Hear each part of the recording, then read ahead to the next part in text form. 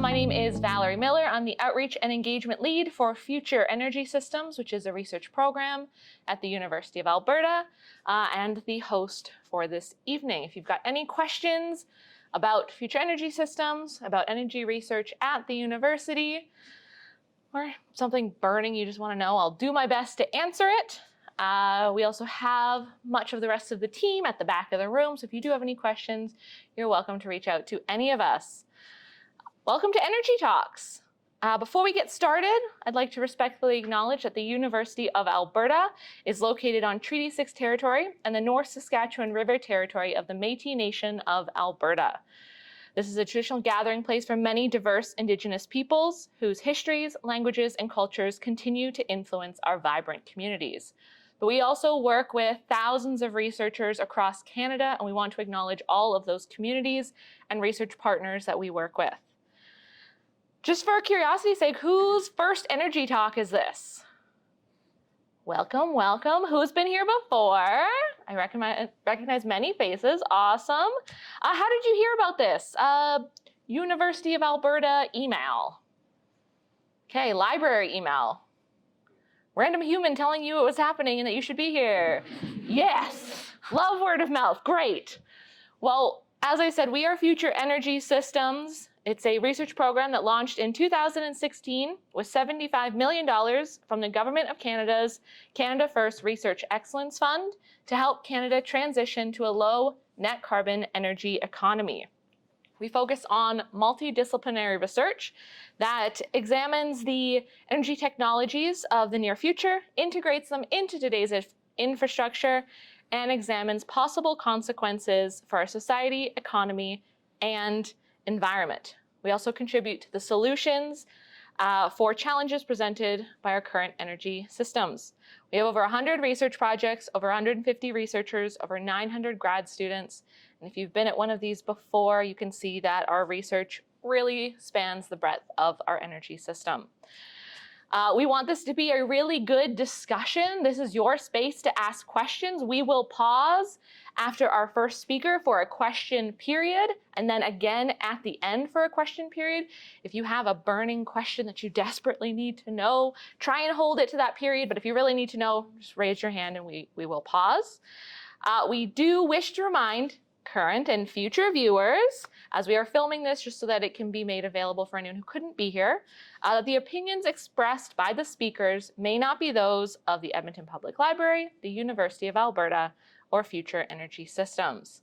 Are there any questions before we get started? Feeling good? Ready to learn about green hydrogen? Awesome. Okay, well, I'm going to invite our speaker up to join us. Dr. Shiva Mohajernia is an assistant professor of chemical and materials engineering at the U of A. Prior to joining the U of A, she was the Catalyst group leader at the Chemistry and Structure of Novel Materials Institute in Germany. She earned her PhD in 2020, also in Germany, and she's leading the Energy Materials Research Group at the Faculty of Engineering. Her group's research focus is on novel material development for green hydrogen production.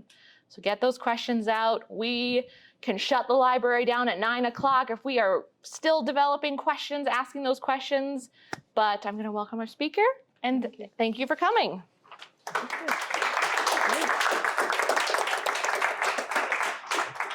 Hello, everyone, and thank you very much for joining us today for this energy talk. And today we will discuss a little bit about green hydrogen.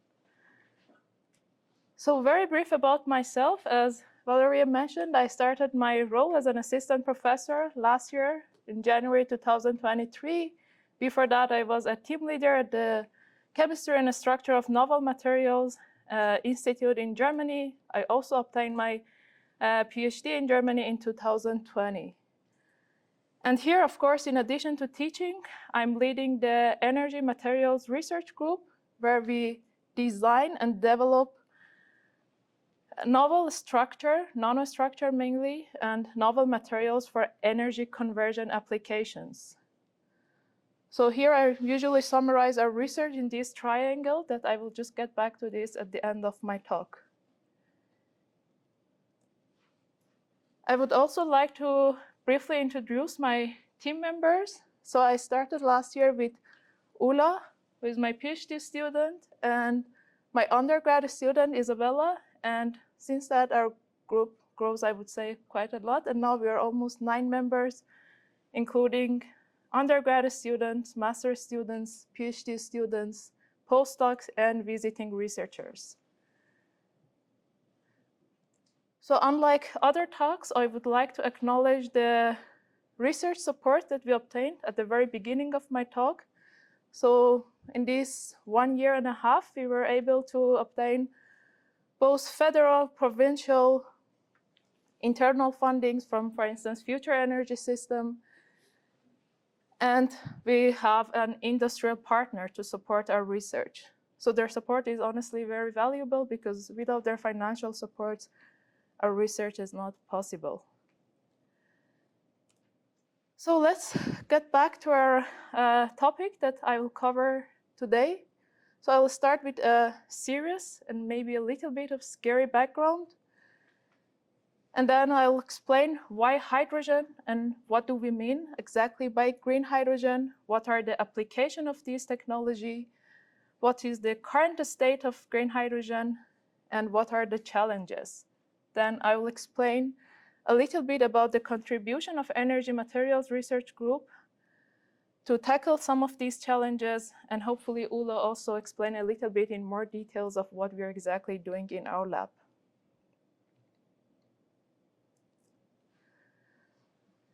So my serious background and the scary one is that we are really currently burning our home. And here by home, I mean, of course, our Mother Earth planet. If you look at this chart, where it shows the global average surface temperature, you see that as of 2022, we had almost 1.2 degrees C rise in the temperature. And this is in comparison to the pre-industrial time.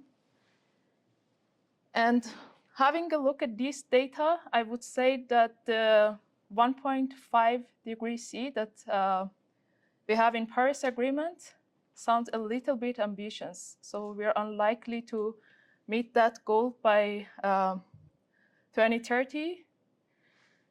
And if we continue this warming like this, so if we do not have any change in policy, then hot places get hotter, wet places get wetter, and then we'll have a very extreme weather condition. If we go beyond 2 degrees C, so if these rise in the temperature continue beyond 2 degrees C, then we will have a major pressure on our ecosystem. So all the extreme weather conditions get extremer, and then we will have a destroy of most of our ecosystems. And at 3 degrees C, most part of the world will be unable to feed their population. So the frequency of the hurricanes, fire, droughts will be much more. People will need to leave their home. So farmers and poor people will be hit the most by this increase in the temperature. And the scary one is that if you're reaching in the range of 4 degrees C to 8 degrees C, then we'll have the start of apocalypse. So this sounds a little bit scary. And again, if we remain in this policy, in the current policy, by 2100, we will reach the 3 degrees C. So I believe it's still very scary. But fortunately, according to the public debates on rapid climate change, we are currently in phase 4. So in phase 1, we had that climate change is not real. In phase 2, we had climate change is real, but not caused by human. In phase 3, we had climate change may be caused by humans, but it's not that bad. And currently, most of the people believe that climate change is no longer avoidable. I mean, here I should also mention that, unfortunately, we still have some politicians that remain on phase 1 and 2, but most of the people now believe that climate change is no longer avoidable. So before we do any change, we should believe that change is possible. And by that, we can just try to improve this behavior or responsibility of individuals to tackle this climate change. It's also interesting to know which countries are the largest total, which countries has the largest total emission. So if you look at this graph that shows the emission per person versus the population of that country, the area of these rectangles shows the total emission of each of these countries. So for some of them, it's a little bit more understandable to be on this list. For instance, in case of Canada, because of its geography and very large country that we have here, moving inside this country, I mean, if you want to travel from one point to another point, it's, I mean, anyway, one person emits much more than a person who wants to travel in Italy, for instance.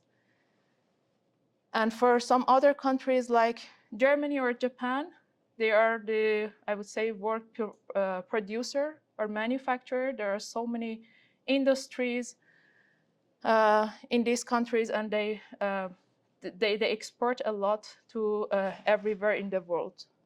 So they are more understandable to be on this list, but for some other countries, I believe that they should really behave more accountable.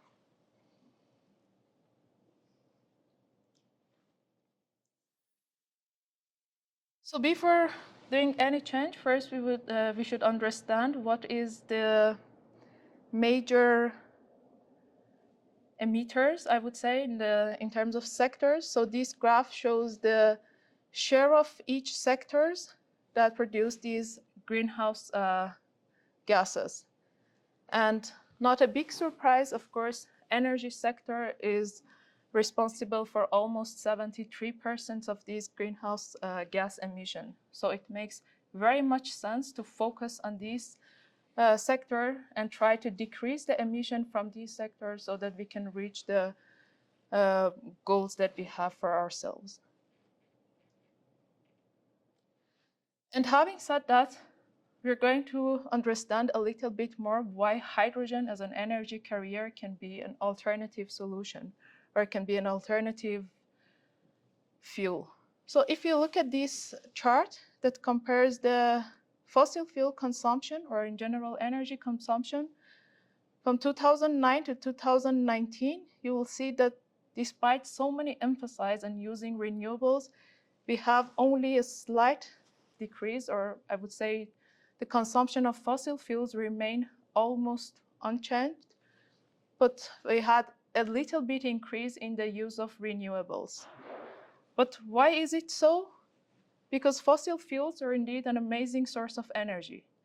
So they have very high energy density, they are chemically stable, they are very easy to store and transport, they are very cheap, and in general, they are very convenient to use.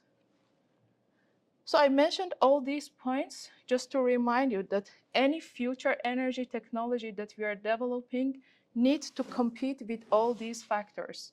So it needs to have high energy density, it should be very convenient to use, it should be very cheap. So this is something that is very important because people are paying later on a daily basis for this energy. And in this context, hydrogen can be a promising alternative because it's abundancy and it's very high energy density compared to fossil fuels. But it's not only the potential of hydrogen as a future energy carriers.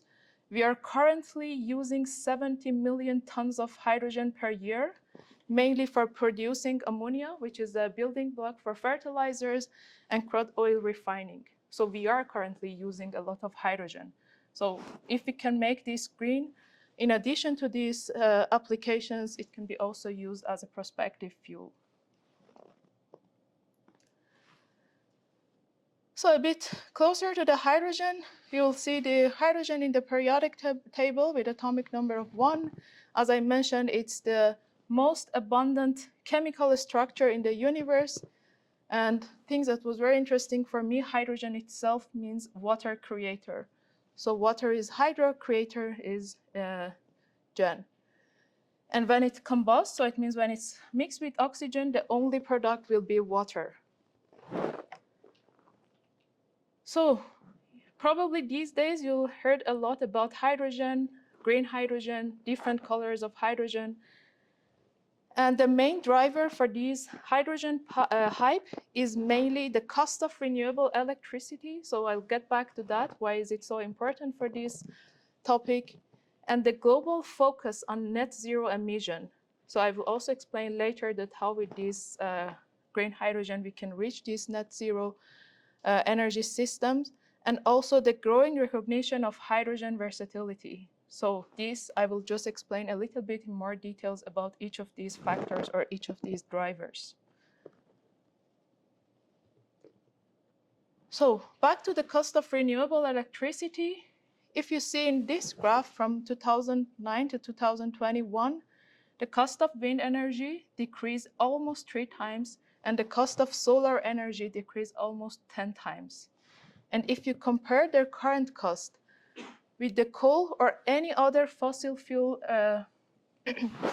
burning power plants, the cost of solar and wind are now lower than these fuels.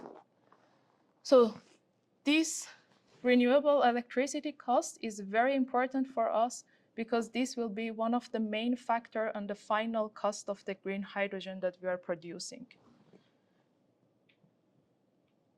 And this brings us to the definition of green hydrogen. So if you might be familiar that we have different colors of hydrogen. So we have gray hydrogen, where the source is methane or coal, and the process for producing this is through steam methane reforming or gasification. And the product will be hydrogen and carbon dioxide. Blue hydrogen is the same as gray hydrogen, but the difference is that we can capture the CO2 that is emitted to the atmosphere. If we'll be able to capture that CO2, then we'll produce blue hydrogen. Turquoise hydrogen is, I would say, still emerging technology. So the product of this reaction will be hydrogen and solid carbon. So solid carbon has its own, I would say, customer. It's also very interesting. It has so many applications. So if we can produce turquoise hydrogen also very efficiently and cost competitive, then this will be also a very interesting approach. But among all these types of hydrogen, still green hydrogen is the most sustainable way to produce, to reach to net zero. So for green hydrogen production, we use renewable electricity in a process that we call electrolysis. So I will explain this in more details. And more importantly, the product of this reaction will be only hydrogen and oxygen. So there will be no footprint of carbon in this process. So that's why this is the most sustainable path to find an alternative fuel or energy carriers.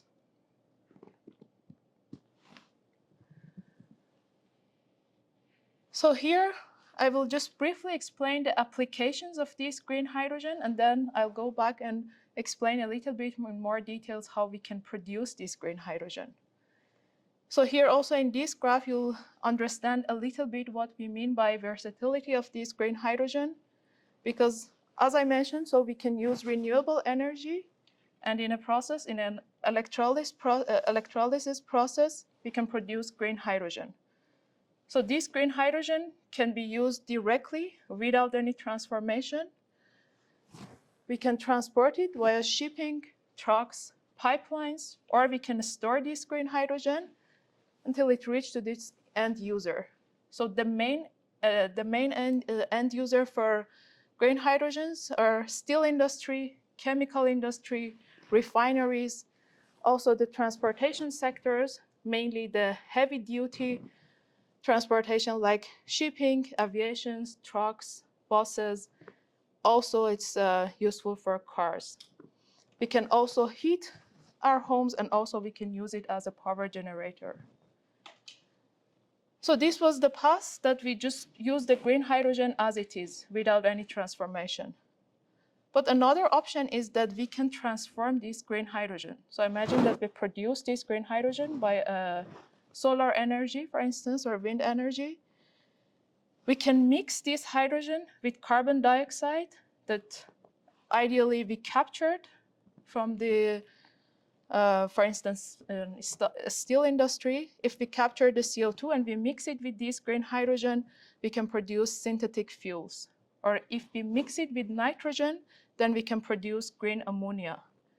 And again, we can store these synthetic fuels and green ammonia, and we can also use it for heating and power generation. So you see that it has so many applications and it's versatile, so we can use it in many different ways. Also, Alberta itself recognized 5 markets for clean hydrogen, which are mainly, and this is based on the hydrogen roadmap of Alberta. So the main markets for this clean hydrogen is residential and commercial gas utility systems, for transportation, for industrial processes, for power generation, and even export this clean hydrogen. So Alberta itself recognized these 5 markets for this clean hydrogen. So far, hydrogen, everything sounds great. So hydrogen is the best alternative. So it's the lifesaver. But it's not 100% true. And with this, I would like to emphasize a little bit the current challenges of this technique. And before that, you need to understand a little bit about the electrolysis and the process of this green hydrogen production. So according to the DOE, or Department of Energy, electrolysis is the process of using electricity to split water to oxygen and hydrogen. And this reaction happens in an electrolyzer. So if you want to just imagine this electrolyzer in a very, very simple way, just imagine that you have a tank of water. You just dip 2 metal rods inside the water. You connect one metal to a positive pole of a battery, one metal to a negative pole of a battery. And of course, depends on the voltage of that battery, you might be able to see the evolution of hydrogen and oxygen on the metal rods. So the material that you will use for these cathode and anode, or just simply these metal rods, and the voltage that you are applying to this reaction are the factors that actually define the cost of hydrogen. So probably if you're lucky and you'll be able to produce hydrogen with this technique, the hydrogen that you are producing is maybe $10, $50, or even more per kilogram of hydrogen. And this needs to be compared with the cost of fossil fuels, that is around $1 per kilogram of that. And if you want to sell this hydrogen to people, I bet that nobody really get this from you. No one wants to pay such a huge amount of money for this green hydrogen. And that's why in the current research and in the current electrolyzers, so the existing industrial electrolyzers, there have been so much efforts to optimize this system. So it means that they reduce all these distances, for instance, between these 2 metals. They select and try to find the best known material as a catalyst. Catalyst is something that can enhance the rate of a reaction. And the flow of this water, and in general, the design of this system is very, very important to obtain a high efficiency and durable and stable electrolyzer system. So in the next slide, I would like to show you a very short video about the electrolyzers from my industrial partner, that they are producing these electrolyzers in an optimum design. It's not as simple as what you'll see here, but the concept is the same. So we have this cathode, we have this anode, We have a membrane or a gas separator, because if you mix this hydrogen and oxygen, so it doesn't make sense. So we need to have them separately. So here, as you can see, so here is a stack of these electrolyzers. So it means that we have so many of these single cells close to each other so that we can get the capacity that we are looking for. So we have the flow of water. So water goes into this system, and then we have the production of hydrogen from one side and oxygen from one side.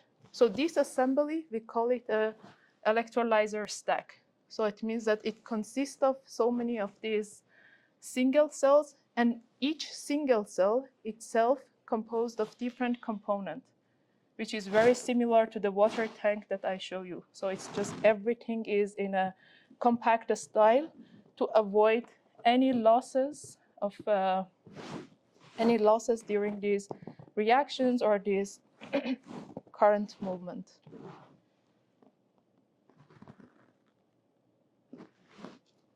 So here, just again, a little bit closer to the single cell, so one cell of these electrolyzers. And as I mentioned, one single cell has different components. So we have a fixture that needs to hold all these components together. Then we have a bipolar place where we have the flow of water, because water needs in the end to split to hydrogen and oxygen.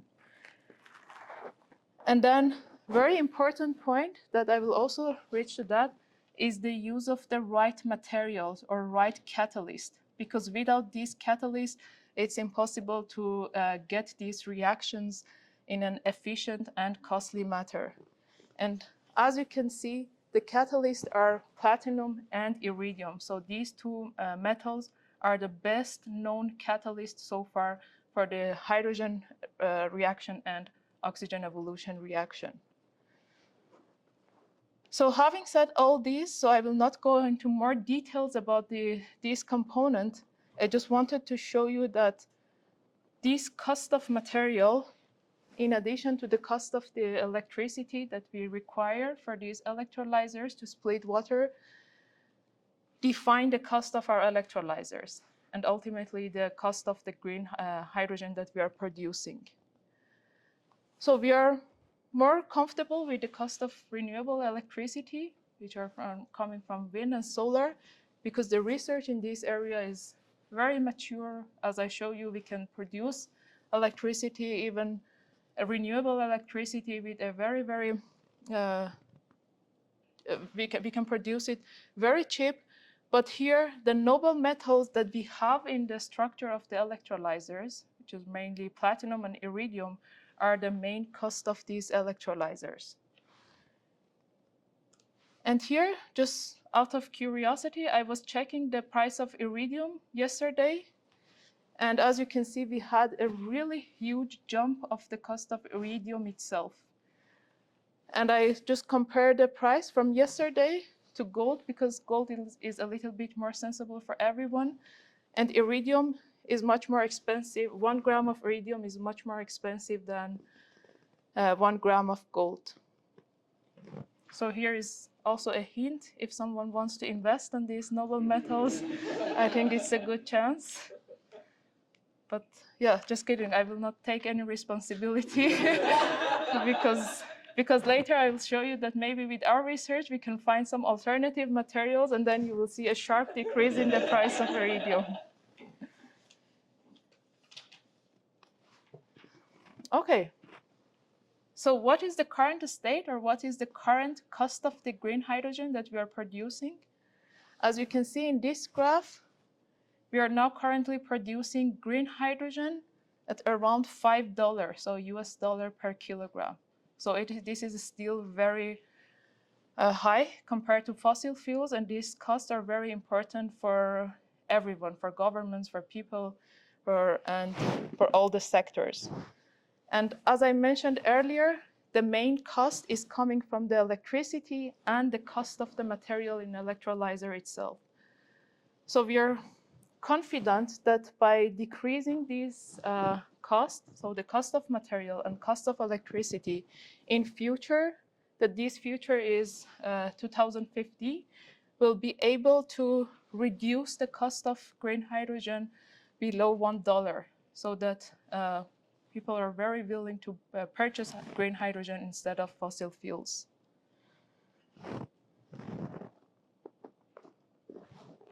So here, just to summarize, the main challenges still for this green hydrogen production is, first of all, the high production cost of this system, which are mainly coming from the material, and then lack of dedicated infrastructure. So in today's talk, I've focused mainly on the first factor, which is the cost of the electrolyzer. But we still need some infrastructure, like, for instance, the pipelines for carrying these hydrogens, or the way that we are storing this hydrogen. These are all the challenges that still researchers and policymakers are working on that. And our contribution, and by our means our research contribution to these challenges, are mainly on tackling the first one. So we try to decrease the cost of these material by several approaches. So we, as material engineers, we try to utilize the amount of, or loading of, these noble metals, which are mainly platinum and iridium, by using a single atom decoration. So it means that instead of having these noble metals, these platinum and iridium, as a thin layers or in nanoparticle forms, we are utilizing it and forming single atoms of this material. So we try to keep the efficiency, but at the same time reduce the loading of this material to a great extent. So hopefully Ulla will explain a little bit more about the advantages of this single atom decoration. And in other approach, we are trying to find alternative materials to these noble metals. So by mixing more earth-abundant metals, like nickel and copper, we are trying to mimic the performance of these noble metals. So we will find some materials that, if we mix them together, then we'll be able to reach or even get a little bit more competitive to these noble metals. I mean, if you compare the cost of nickel and copper, it's by far cheaper than noble metals. And also, in another approach, we try to form nanostructures by using a very, very simple and industrial techniques like anodization. So this structure is just from a flat metal. So by optimizing and selecting the right bath or electrolyte, we are able to produce this nanostructure that later you will also learn that why this nanostructuring can also improve the efficiency of these electrolyzers to a great extent. So this was just a very general overview of our research. And back to these triangles that I call it our energy mass triangle.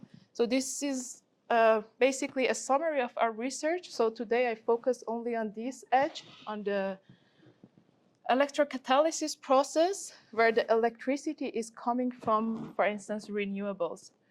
But we are also doing another form of research that is mainly led by one of my PhD students here.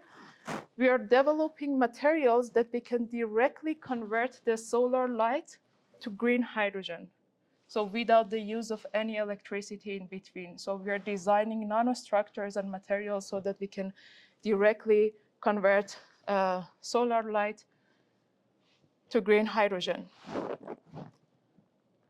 So this photocatalysis research, I would say, is still in its infancy, so it still needs some time to become a little bit more mature, but I honestly believe it's also a very promising path. So if we find the right materials and if we have a little bit of support from policymakers, so then this will be also a very promising approach to produce green hydrogen.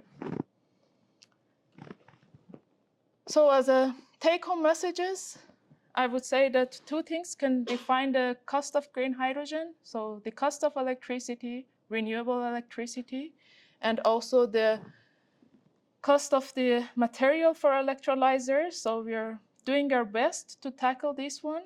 So it's not only the material, we need to find some cheap materials, but at the same time keep the performance and durability of the electrolyzers.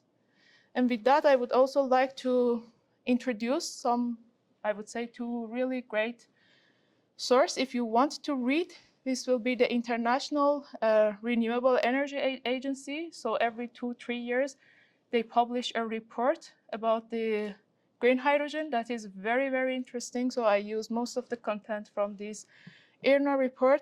And also a YouTube channel, it's Kurzgesagt. So it's a German institute, but the content are all in English. So they are 15-minute short video YouTubes from everything. So from energy, psychology, and I would say they cover a wide range of topics. So it's also very informative and very interesting. And the content are selected from very reliable references. And with that, I would also like to thank you all for your attention. Thank you.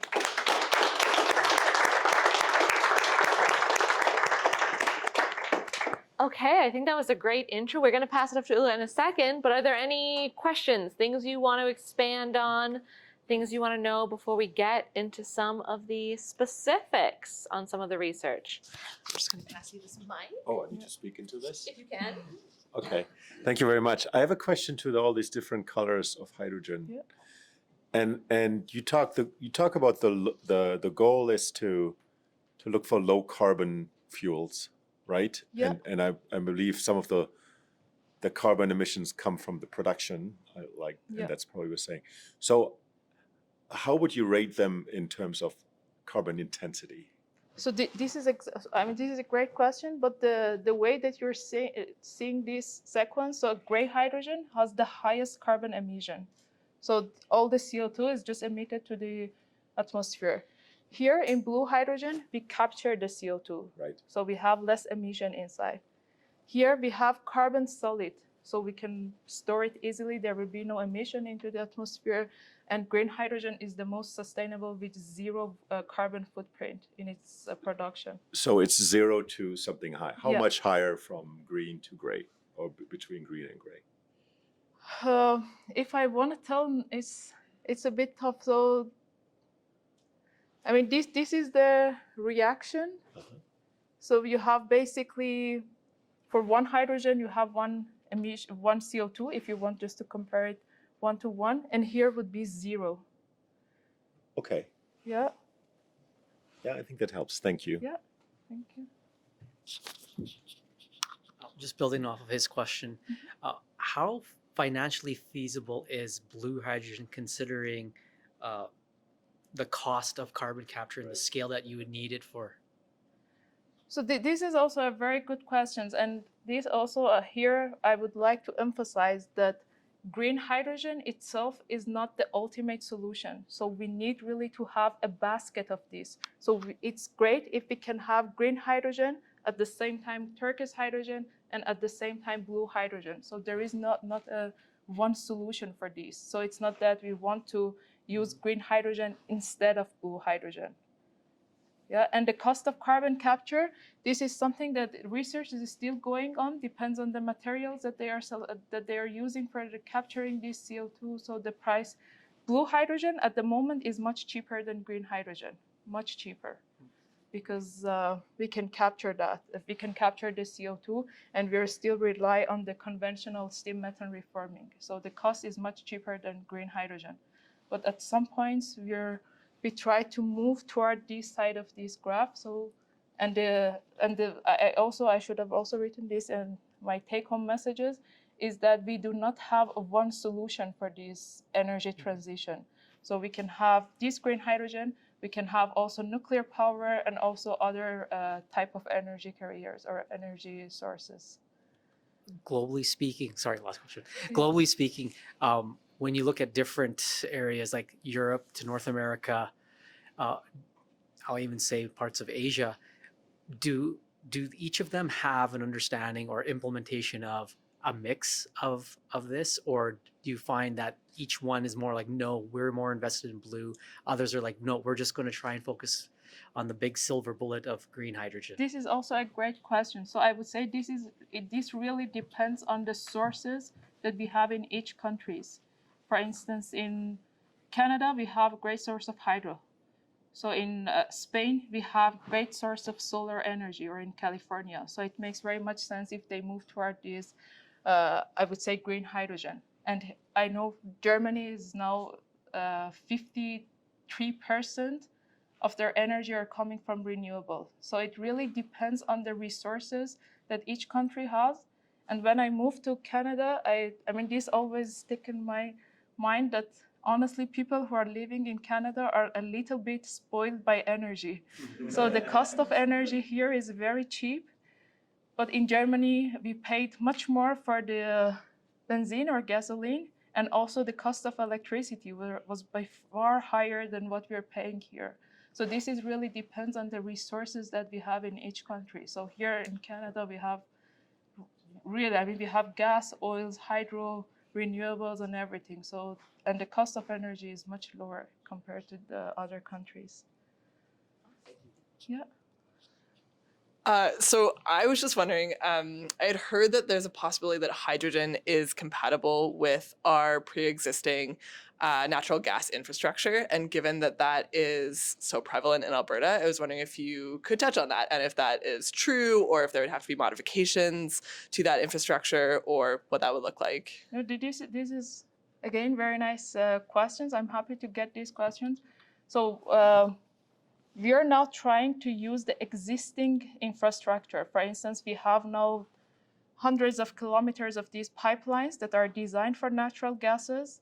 What researchers, and also part of our research that I did not touch here, is based on mixing this hydrogen or blend it with natural gas so that we can transport and use the existing infrastructure to carry this hydrogen. So this is very possible, and this is what the companies want to move toward that, because we cannot throw away all these pipelines, especially in huge countries like Canada.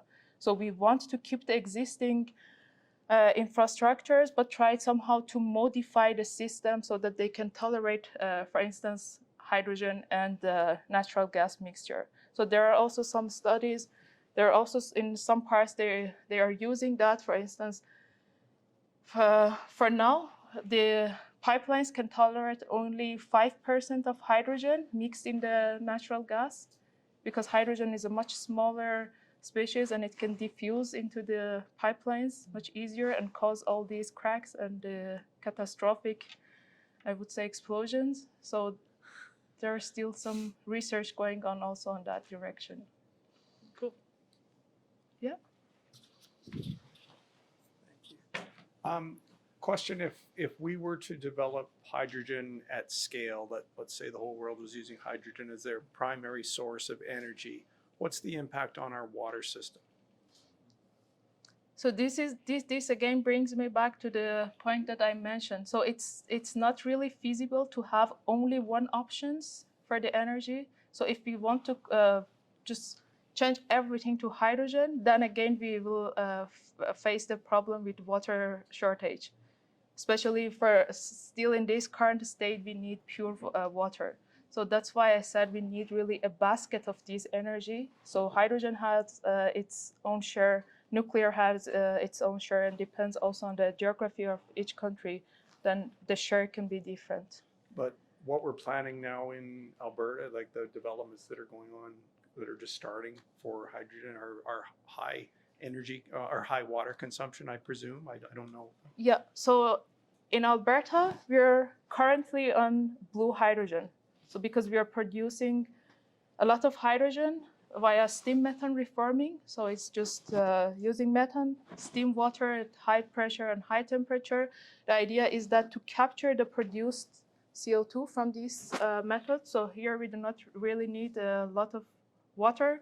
So this is the green hydrogen and the process of green hydrogen production that we need water, because we are splitting the water itself to hydrogen and oxygen. Very good. But I should also add that there are also some research going on this topic, that we use not really pure water, but also wastewater to get this green hydrogen. Okay, thank you. I would say, and I know of the discussion globally, the question about the cost of producing green hydrogen is also like a question about like what's the use of the green hydrogen? What are you using it for? And you had this great slide with all these different Yeah, usions. So if you can get it to, I don't know what you said, $1 per something. yeah, You know, there's a value in all of these end users, and there's a lot of discussion of like there's the best use for green hydrogen from a yeah, likely from an economic perspective. yeah, Like, and that might be different from Alberta to like Germany and other parts of the world, right? Like yeah. the gentleman talked about gas replacing, I guess, natural gas with green hydrogen. Yeah. Like, what is from your experience or knowledge, what's the best use for green hydrogen? Like where is the industry going? Because obviously there's a value to all of this on the Yeah. right side. So currently, if you also send the news in Alberta, we're using hydrogen in heavy duty, so in trucks and buses. So we have we had, I don't know, 1 or 2 months ago, we had the demo of these heavy duty cars. So they use this hydrogen in fuel cells, so that the hydrogen and oxygen mix produce the energy for these heavy duty cars, and then the byproduct will be only water. So they're currently using this green hydrogen for heavy duty cars. Also in spaceships, nowadays the engines work only with hydrogen because of the very high energy density of this material, of this hydrogen. So it means that you just put 1 kilogram, you can maybe drive, I don't know, 300, 400 kilometers. So this means the high energy density, it can be very beneficial for the heavy duty transportations. So that's the best use in Alberta for heavy duty vehicles, Yeah. you think? I think also steel industry will be the main consumer of that for refining and so on, because we have this industry in Alberta. Thanks. Yeah.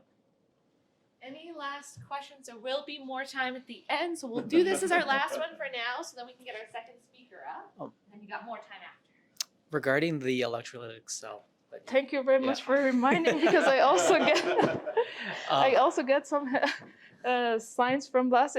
I forgot to show these things to you. So this is actually the electrolyzer. So this is the demo that you can just purchase from Amazon.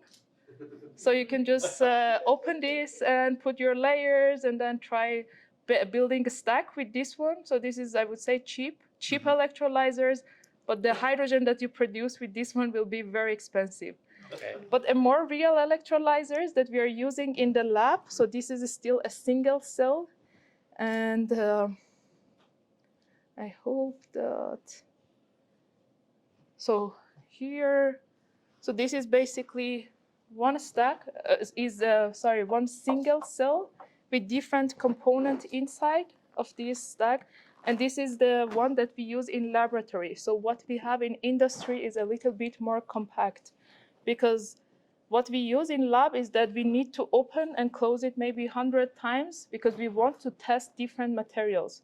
But what we have in our industrial partner side is much more compact structure, because they assemble it, so they put all the layers and they expect it to work for 15 years. It's not that they open it every time and reuse it. So in the lab, we need to open and close it several times so that we can test different materials and catalysts. So this is the cheap one from Amazon. This is what we use in the lab. And in regards to this, the cell, the platinum and the iridium plates, is the lifespan of those plates within that? Is that considered economically feasible in regards to how much hydrogen you get? This is so the cost of hydrogen that I show you in the last slide, this $5 per kilogram, is with the use of platinum and iridium. So the issue or one of the main topic that we're also still studying, I mean with me, I mean also other researchers, is the degradation of these catalysts. So this is also very important. It's not that we just found a great material and then we said, okay, we solved the problem.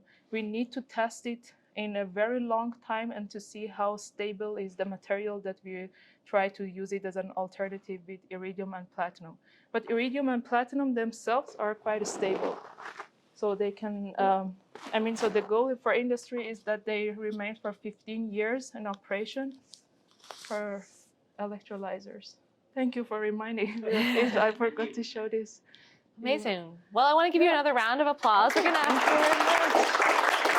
Thank you. We are going to bring you back up after, but if you want to come get set up for you. So we are going to have another speaker, so don't leave. Please stay. So we're going to get kind of more in depth on one of the specific research projects. So give us a second. Is it on a different slide? Do you know where it is? Someone who knows where it is. Okay. Thank you for coming. So we are gonna, again, you are welcome to keep those questions for Shiva so that we can bring them back. But may I present one of her students to talk about a specific part of the research. I'm gonna pass it over to you. Okay. So, hello everyone. My name is Ala Suleiman. I'm a PhD student under Dr. Shiva's supervision. So I'm just going to give a brief insight about what we do in our lab and what kind of research we're working on. So I'm just going to give us a refresher on hydrogen.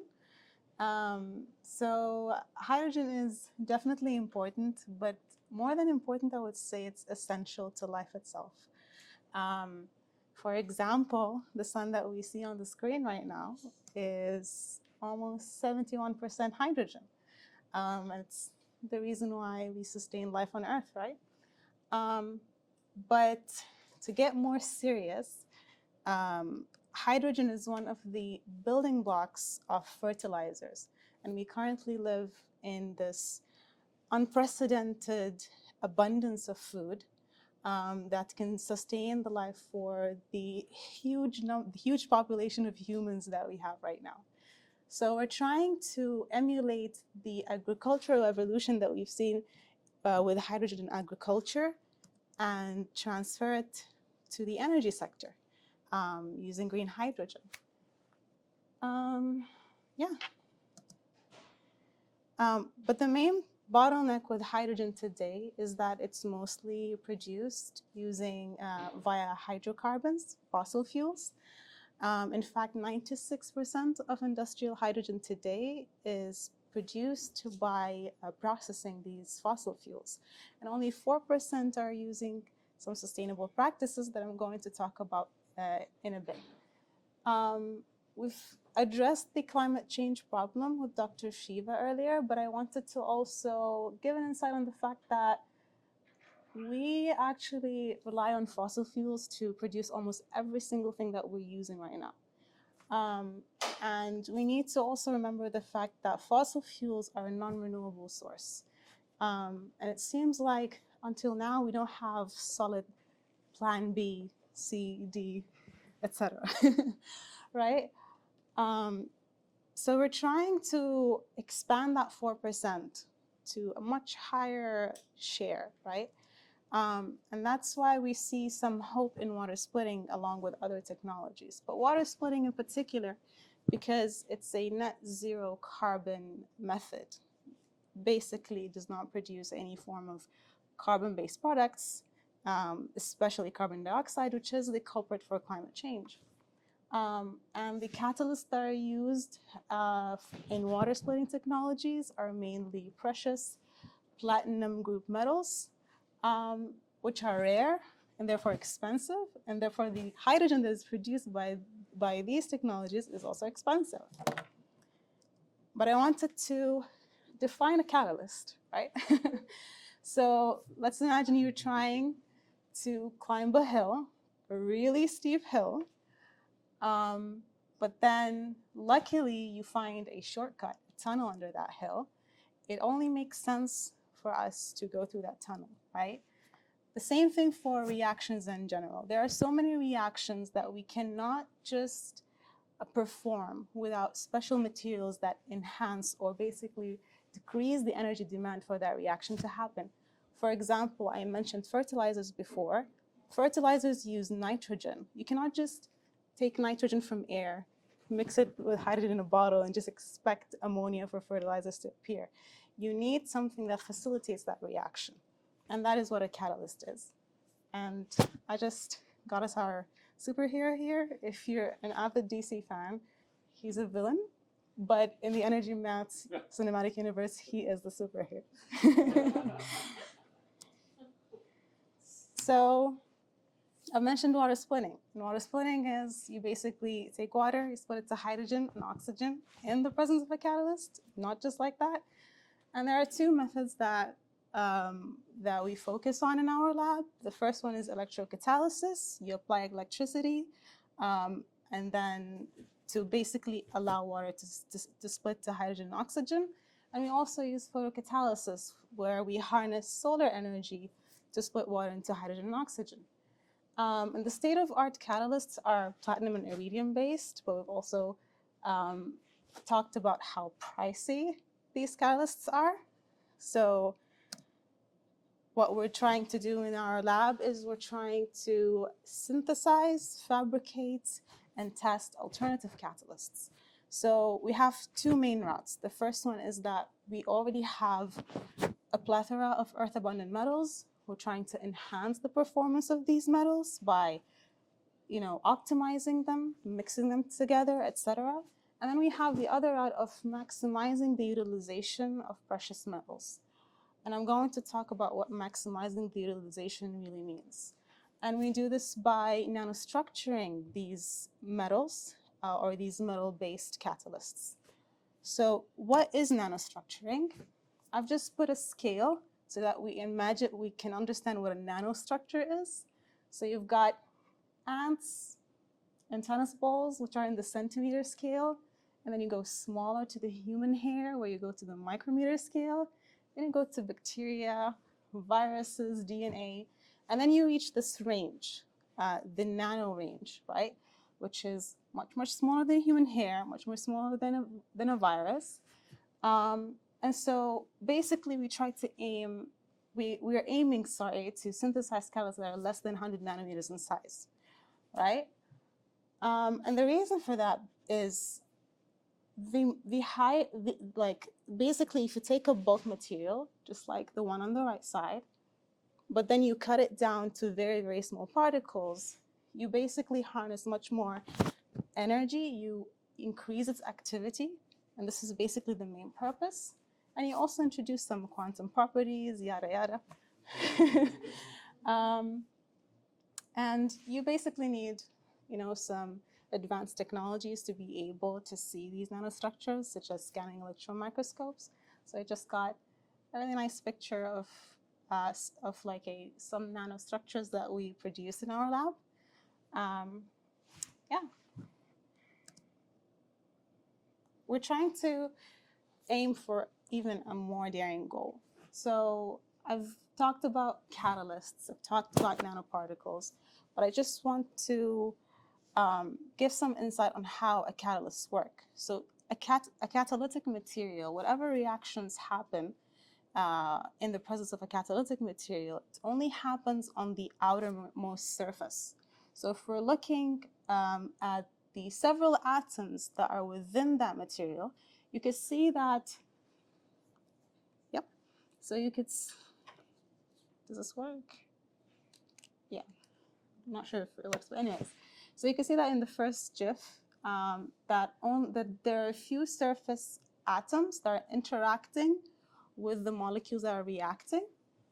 But then if you go smaller and smaller and smaller, we are using much and much more of these atoms, and there's much less and less inactive trapped atoms inside the structure. So what we're trying to do is that we don't want to just produce nanoparticles. We want to go even smaller. We want to basically isolate and immobilize every single atom within that metal so that we basically reach single atom catalytic sites. And we call this maximum utilization. And this is something that we're using to basically be able to not waste a single atom of these precious platinum group metals. So how do we do all of this? We have our lab facilities. So we have our catalyst synthesis techniques.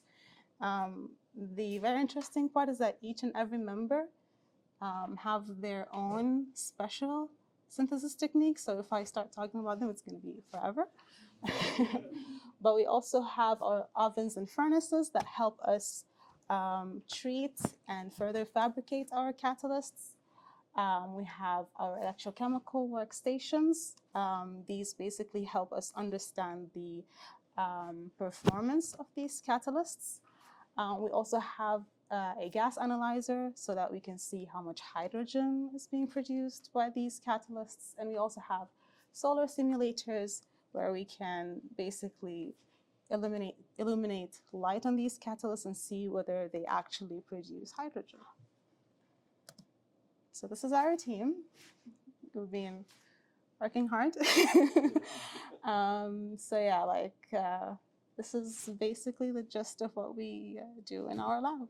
Thank you so much.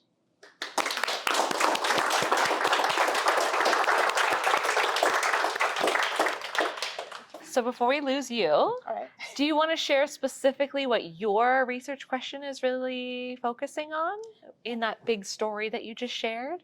Yes, so my research specifically is all about electrocatalysis, the electrocatalysis side of our lab. So what I do is that I design titanium-based catalysts. So titanium is the second most abundant transition metal on the Earth crust. So I'm trying to basically synthesize nanotubes using my titanium substrates, and I do so many special additions as well, like copper and sometimes also platinum. And I'm trying to, it's been a challenge, honestly, to make those single atom sites on my titanium dioxide nanotubes. Yeah. Okay, thank you so much. Do we have any questions for Ula about your specific research or anything in general? Or we can bring back both of our speakers and you can ask all your burning questions about hydrogen again.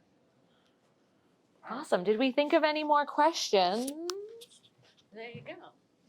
So maybe you talked about it. How do you make the single atom out of the nanostructure? There are so many different ways. Okay. Yeah, the way I do it is that I make an extremely dilute solution of platinum precursors. So you got some platinum-based salts that you dissolve into a certain solvent. You make them extremely dilute. Then I dip my already synthesized nanotubes, and I see what's going on. Okay.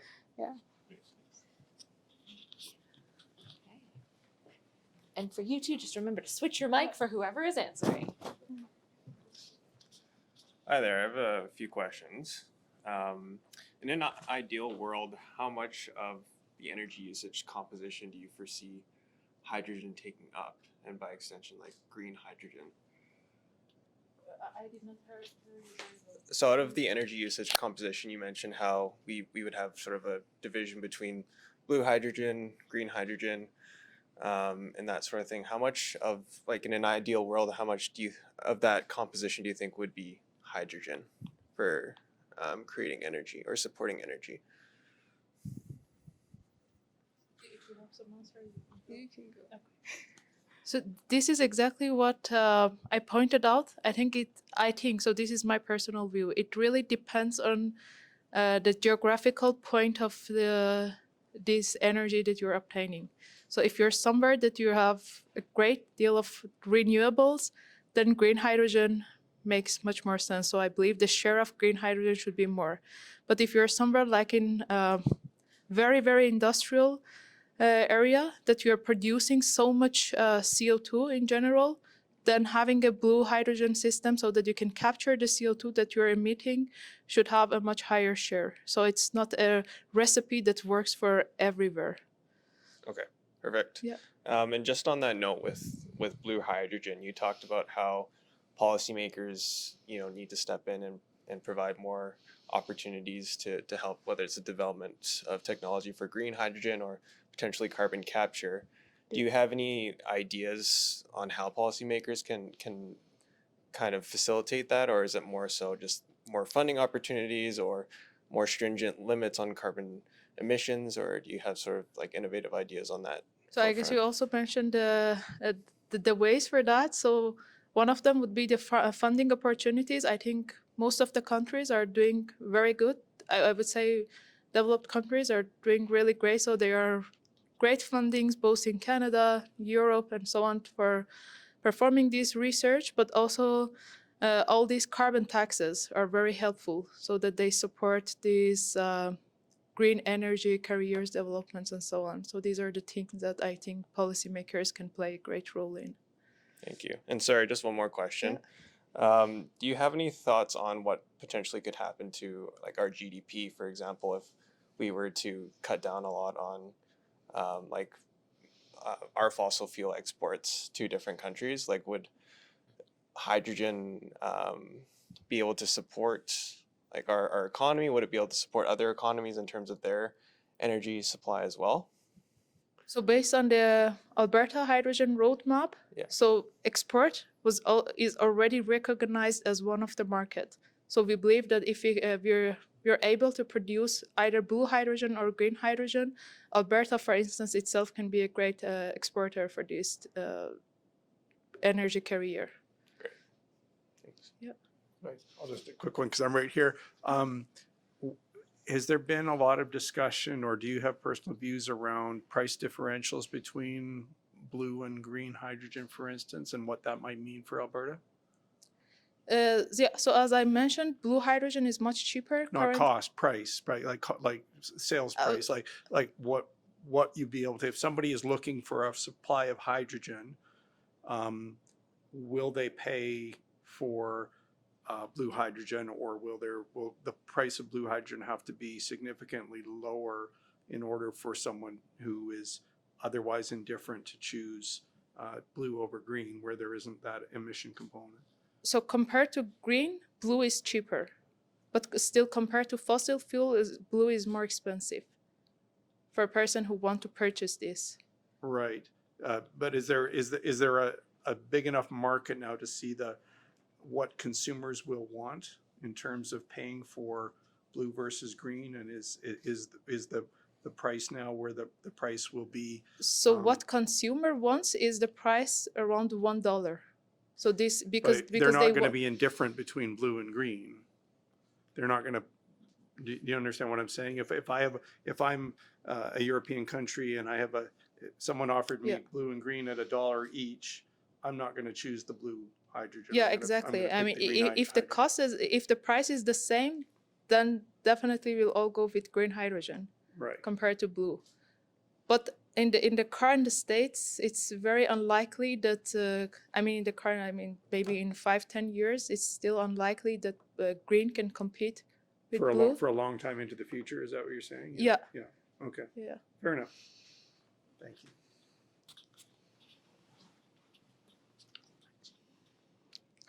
Thanks. I really liked the explanation of the single atom catalyst. It just seems such a simple idea. My question is that, so this is just specific to green hydrogen, but is that happening in other industrial processes? Has that been demonstrated that it works and that it's possible? Or if you manage to crack this for green hydrogen, does that mean that for every other process that has a catalyst, you could also do the same thing? Yeah. Do you want me or sure. Then I can add on whatever. So what I understood from your question is single atom catalysis industrially viable? Is that what you mean? Yeah, so like that, you're looking at just one specific example of trying to split water using a specific catalyst. Yeah. But if you took that to any chemical reaction that needs a catalyst, if you could prove the technology works for single atoms using this reaction, is that something you could use for any other catalyst, for any other, like for the production of ammonia? Definitely. The reason for this is because you're just like single atom catalysis as a technology basically guarantees that you're wasting no materials at all, whether it's wasting after you use the process or within the process itself. You have every single basically component within that catalyst being utilized within that reaction, right? Instead of having a huge amount of material that is inactive but is just there because it has no choice but to be there, you know? So, yeah. And is that being used in any other industries? Like, is there any other examples that have taken this technology and made it work? The main issue with single atom catalysis right now, and this is what researchers are working on, is that single atoms have a very, very high activity. By nature, single atoms like to basically stick to each other, agglomerate, because it's much less energy. So that so researchers right now, not just in green hydrogen, but in different catalytic sectors as well, they're trying to find ways to immobilize these atoms so that they don't move and basically stick to their neighboring atoms as well. Yeah, just to add on what Ula mentions, yes, we are using single atom catalysis also for other reactions like CO2 reduction or ammonia production. So the idea or the concept is still the same. So it's just utilizing this metal. But it makes very much sense to use this technique when you're having a precious metal or very, very expensive material that you really put so much dedication to decrease the loading. But we are using this also in CO2 reduction, ammonia productions, and other catalytic production like biomass as well. Yeah, just to add on that, for example, single atom catalysis is not so significant for other processes. Like, for example, conventional ammonia production is using the Haber process, and it uses iron-based catalysts, right? And iron is very, very abundant for now, right? So it's not really a concern. But when we're dealing with electrolyzers that use, like, for example, iridium, the annual production of iridium is only 23 tons per annum. And iridium itself is a byproduct of gold mining. So you can see how it's not just rare, it's also technically a waste product as well of gold mining. It's like, that's the reason why we're looking into these technologies, because we're trying to, you know, not just avoid wastage, but to also, you know, not to, you know, run out of iridium so fast, you know? So.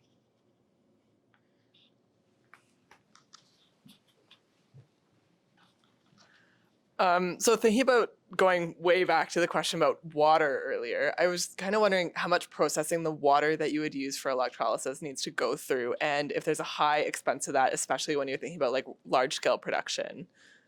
So as a rule of thumb, for 1 kilogram of hydrogen, we need 10 to 11 kilograms of water. So this is just a rule of thumb that we're currently using. Still, I would say still high. That's why I said there are some research going on using wastewater instead of pure water for this electrolysis. And how much processing does the wastewater have to go through, if any, to use it in the electrolysis process? How much water needs? How much processing of the wastewater, or what has to happen to the wastewater before it could be used in electrolysis? I don't have the number exactly in mind, but if you check the resistivity of water that, for instance, these electrolyzers company are producing, they're quite pure. And if you want to purify the water, it depends on if you're using saline water, you're using wastewater from sewage and so on. All these things are different. So filtration of these contaminated water or desalination of the saline water. So these are all different. I would say, and this always adds to the cost of the hydrogen. Right, I was kind of wondering if that might be a huge other expense that we kind of didn't get into, because exactly. like in some ways, yes, fresh water would be really abundant for like research, but in mass production, yeah, this is also, I would say, still an issue.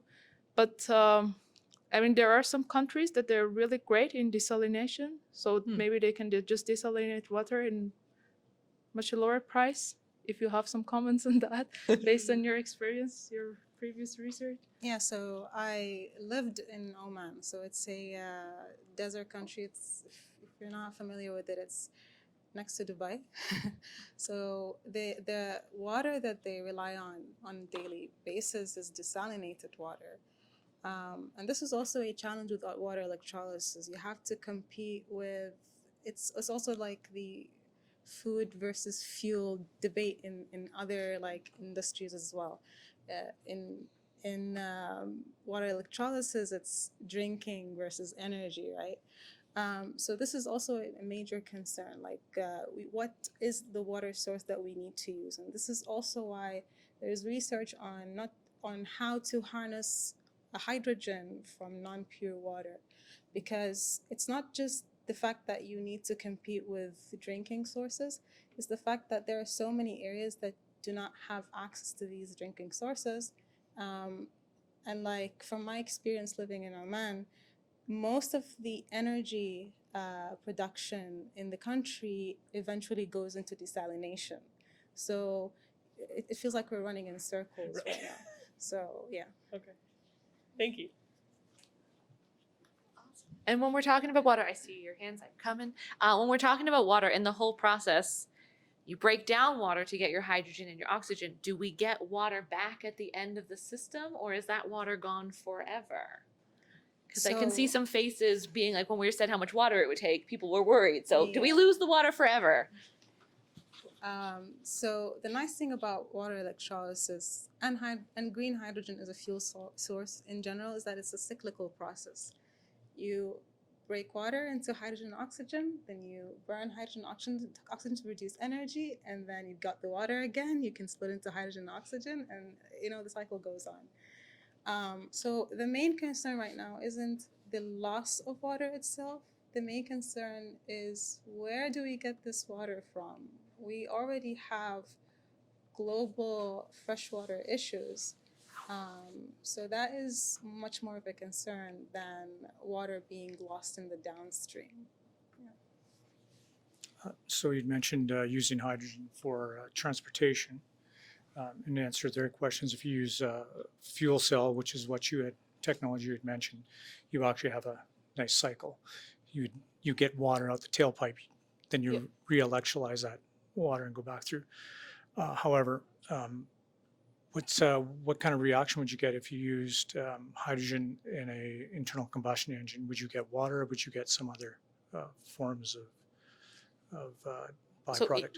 If we want to use hydrogen for cars or even for these heavy duties, then we have to use fuel cells. So in fuel cells, we just put hydrogen and oxygen again together, and then we produce the energy, and the byproducts will be water. No, but you can actually burn hydrogen in an internal combustion engine as well.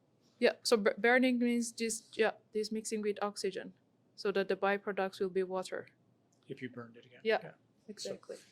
Yeah, that's perhaps a better alternative for actually moving people and vehicles than fuel cells. Yeah. But there is also something I want to add about internal combustion engine. You have to remember that hydrogen is extremely energy dense. So internal combustion engines usually are not designed for pure hydrogen. And also it's very lightweight. It's so easy for hydrogen to basically diffuse away and just get lost before you even use it in an internal combustion engine. And this is the exact reason why we use fuel cells. Usually fuel cells have, a tanks of pressurized hydrogen next to it so that you can supply it to the fuel cell. And at the same time, you don't have those risks of like hydrogen, explosions and, diffuse, like you just, all those crazy internal combustion engine issues don't exist within fuel cells. So they're it's a much safer way of harnessing the energy from hydrogen than ICEs in general. Unfortunately, fuel cells have proven not to be very practical. Excuse me? I've invested in valid fuel cells a long time ago. Yeah. They have so many issues that they just have proven not to be. Yeah, that's basically the issue right now. There's lots for us to tackle and research before we can actually commercialize fuel cells as much as internal combustion engines. Yeah, my question was for Dr. Shiva. I was just guess I'm a bit confused. You said we need like a basket of sources to transition away from the carbon-intensive sources of energy. I just wondered, like, what is the value in the blue hydrogen if your goal is to, to reduce climate change, carbon emissions? Because I mean, you've got the second-order emissions from the burning of the gas. Because it's a byproduct of natural gas extraction, is it? I mean, so with all this greenhouse gas emission, for now we just do not want it to be in the atmosphere. So that's why blue hydrogen is coming, and we capture this CO2. So this is the point at the moment. And also for Turkish hydrogen, which I mentioned is an emerging technology, then we can have hydrogen plus solid carbon. So we have many applications for solid carbons and users. So if that technology can be cost effective and efficient, then of course Turkish will be also a better alternative to blue hydrogen. Thought I saw a hand somewhere over here. Was I imagining it? Okay. Any last questions? I guess I have one before we finish. Everyone came here to learn about hydrogen, and one of the challenges that I've seen is just lack of understanding, lack of knowledge of the technology. How do we move towards a better understanding of the different types of hydrogen, how we can use it in an energy transition? I know you've taken science communication training with me to take demos into science centers to teach kids about hydrogen, but how do you see us moving hydrogen into kind of that social sphere? This is, I think I also mentioned once to Elise. So this public awareness was a little bit better in Germany. So this I should confess. So here, I mean, so if you really talk to folks in Germany, just very normal people, they really know about hydrogen, green hydrogen, the value. And this is maybe more related to the lack of resources that they have. So the folks really wants to understand all these things. There were some events like Open Night, if I just want to translate it, so that the universities had open houses so people could come to the laboratories, see the facilities and see the experiments and so on. And these green hydrogen were so much in use. So they had it really on their daily newspaper, talking about the advantages, disadvantages, and so on.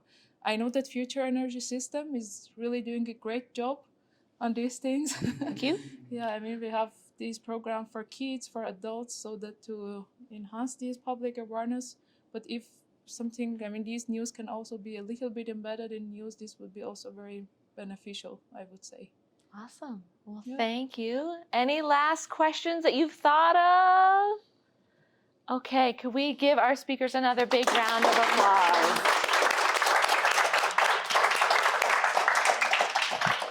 They will be around for a couple minutes if you wanted to ask them any questions more one-on-one. I want to thank you again for coming. We do have some feed.